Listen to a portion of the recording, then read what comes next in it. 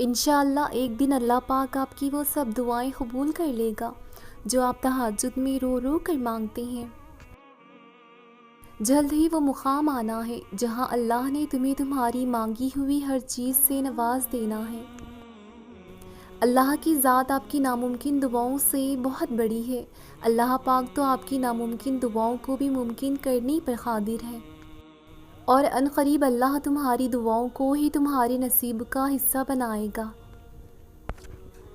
اور تم دیکھنا جلد ہی تمہارے غم خوشیوں میں بدل جائیں گے، تمہاری آزمائش معجزوں میں بدل جائے گی۔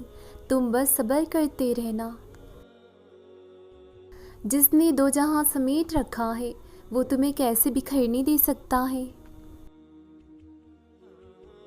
7 آسمانوں کے پار سفر کرتی ہیں تہجد کی دعائیں، کبھی مایوس نہیں کرتی۔ اللہ فرماتا ہے شکر کرو ہر حاصل اور لا حاصل پر، میں شکر کرنے والوں کو ان کے گمان سے بھی زیادہ دیتا ہوں۔ اپنی من پسند چیز پانے کے لیے اللہ کو اس کے من پسند انداز سے راضی کرنا پڑتا ہے۔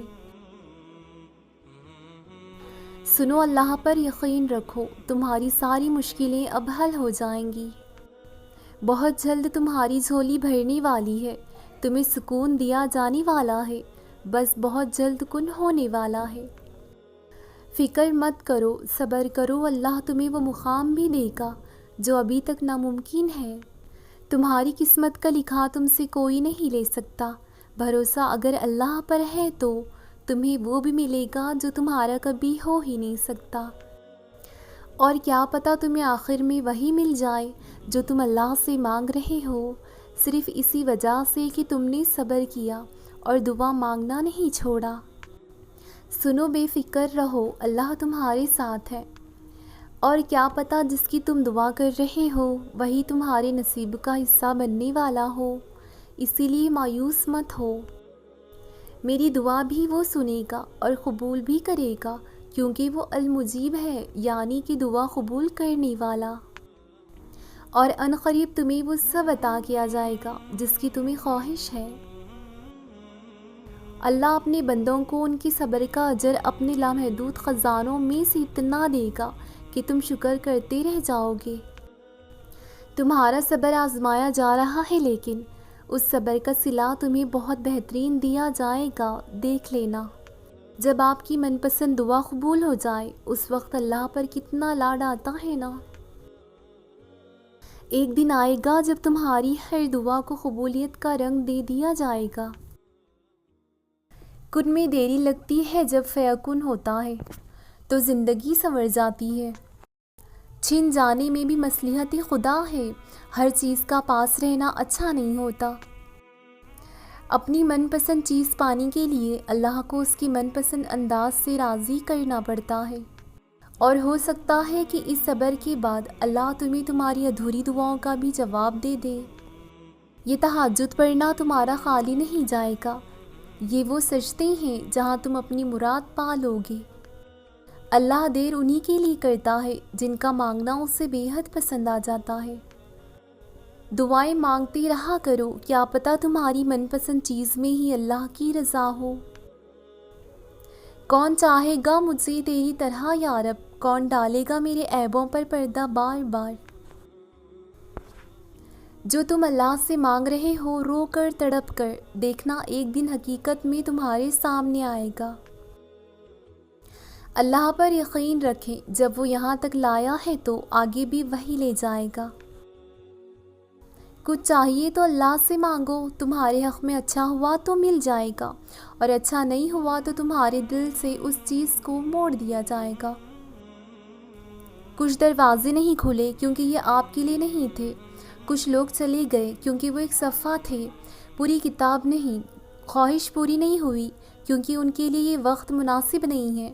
کچھ کہانیاں ختم ہو گئیں اسی لیے کہ آپ کہانی ابھی شروع ہی نہیں ہوئی۔ کچھ موقع ضائع ہو گئے کیونکہ آپ کو کامیابی سے زیادہ تجربے کی ضرورت ہے۔ کچھ درد طویل ہوتے ہیں کیونکہ اس کے بعد آنے والی خوشیاں اس سے زیادہ لمبی ہوتی ہیں۔ بس اللہ کے بارے میں خوبصورت گمان رکھیں۔ تمہاری ساری ناممکن خواہشات تمہاری دعاؤں سے ہی حقیقت کا روپ ڈھانپ رہی ہیں۔ وہ ایک حکم دیتا ہے اور اندھیرے راستے معجزوں سے روشن ہو جاتے ہیں، اور اگر اللہ راضی ہو جائے تو مقدر پل میں بدل جاتے ہیں۔ بس صبر کرو، وقت مقرر ہے قبولیت کا، بے وقت تو کچھ نہیں ملتا۔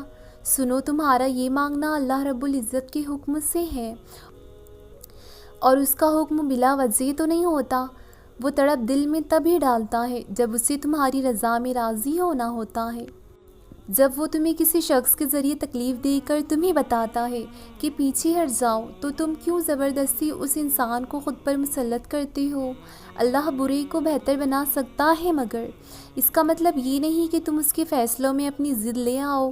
تمہیں اگر وہ محبت نہیں مل سکی جس کا انتخاب تم نے کیا ہے، تو تم اب اس محبت کا انتظار کرو جو اللہ نے تمہارے لیے منتخب کی ہے، اور تمہارا رب کبھی بھی غلط فیصلہ نہیں کرتا۔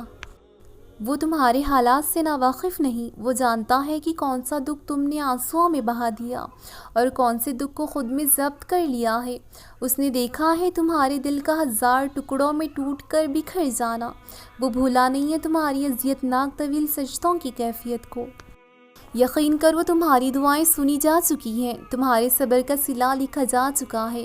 وہ تمہارے حالات سے ناواقف نہیں ہے، وہ جانتا ہے کہ کون سا دکھ تم نے آنسوؤں میں بہا دیا اور کون سے دکھ کو خود میں ضبط کر لیا۔ اس نے دیکھا ہے تمہارے دل کا 1000 ٹکڑوں میں ٹوٹ کر بکھرنا۔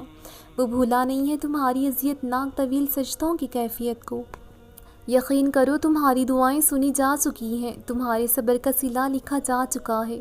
اب تمہیں تمہارے یقین کے معجزے دکھائے جائیں گے، تاکہ تم جان سکو کہ مخلص دل اختتام میں ہمیشہ جیت جاتا ہے، اور تقدیریں اللہ کے ایک اشارے پر بدل جایا کرتی ہیں۔